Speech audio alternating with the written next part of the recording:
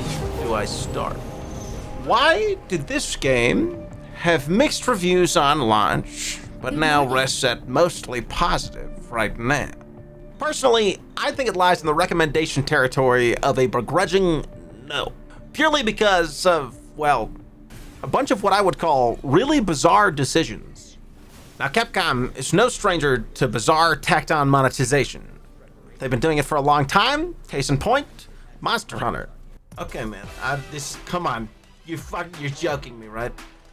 Come on, dude. No. I just wanted to show one thing.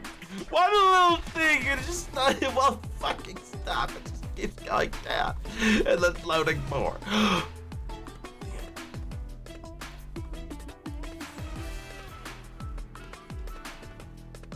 What the f? It's never intrusive monetization. It's all just kind of weird, usually. Now, I have a theory. I think the entirety of the game was designed around being a live service free-to-play game, but mismanagement or miscommunication led to this wacky-ass design. The general structure is just currency sync, which is what gets you progression, and you get currency slowly over time, playing the one mode you can play. And of course, the free-to-play specialty, loot boxes. Now, loot boxes aren't even inherently problematic, especially if they're not being sold. But to me, they're really fucking annoying, especially if it's the system to get virtually every unlockable title, emblem, skin, and a Bitcoin. Bitcoin, or Bikatoa Island. Sure, whatever. Now, there's no weird free-to-play currency split like Essence and Riot Points or V-Bucks. There is only Bitcoin. So, you're initially going to be choosing what to sink your Bitcoin into, as it pays for both your module unlock progression and your cosmetic unlock. And fairness where it's due, there is plenty of easily attainable cosmetics. I should note that I received the deluxe version as a review key, which is just effectively skins and every exosuit unlocked immediately. So I didn't have to pay for anything. Granted, neither did anybody who already had Xbox Game Pass. They just didn't get the deluxe version.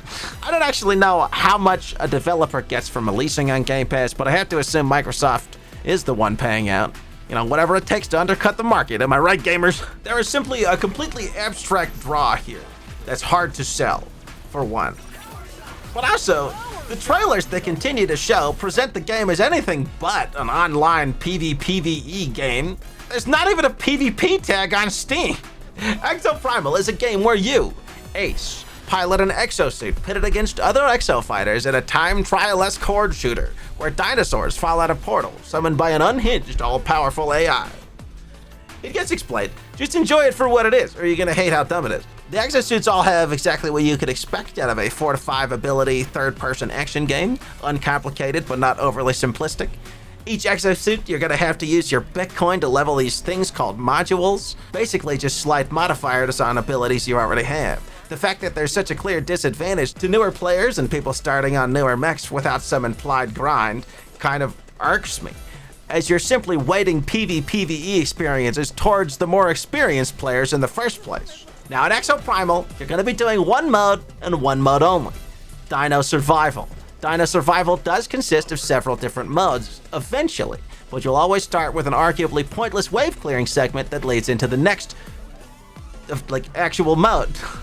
It's a PvPvE game with segmented match format, where you have the start of a match being dinosaur wave clearing, where you're still technically competing on time, but then you go into the second part of a match, which will then take you to one of a few options based off your preference selection that was added post-beta feedback, but it's still inherently always PvP unless you get specifically raid-style AI room content, which again adds another layer to the very pointless starting segment. Now, if you do want the story that's been presented to you in all the advertising, you'll have to fill out the funny database circle, which is what I would call dumbfoundingly unengaging. Sandy, where are you going with that screwdriver? It is the best screwdriver, Chief. You unlock story cutscenes by playing the game mode, Dino Survival, but you also only progress the story fully by interacting with the database wheel.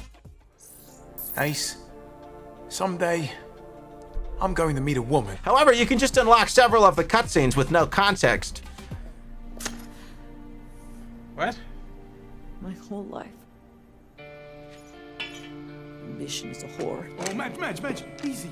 Look, you made your point. What? Right? I don't know why they just didn't pick one of the two, where you either unlock the story via playing the game mode steadily, or you just interact with the wheel to get all of the story.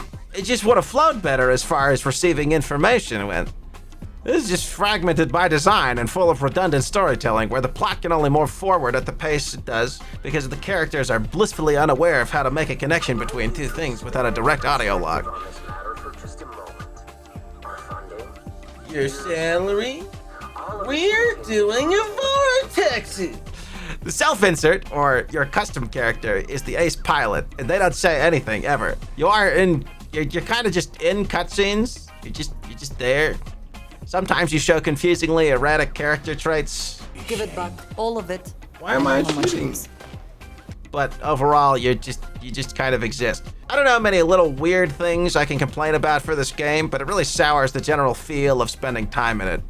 It's just a lot of free-to-play design elements, with nothing really malicious in it, but it's like a sloppy attempt at manipulative design without really overstepping. It just feels weird.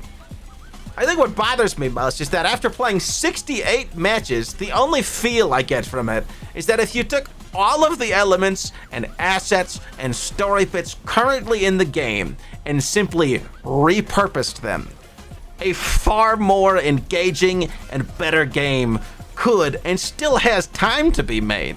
And it's just baffling that the direction they chose is just Dino survival.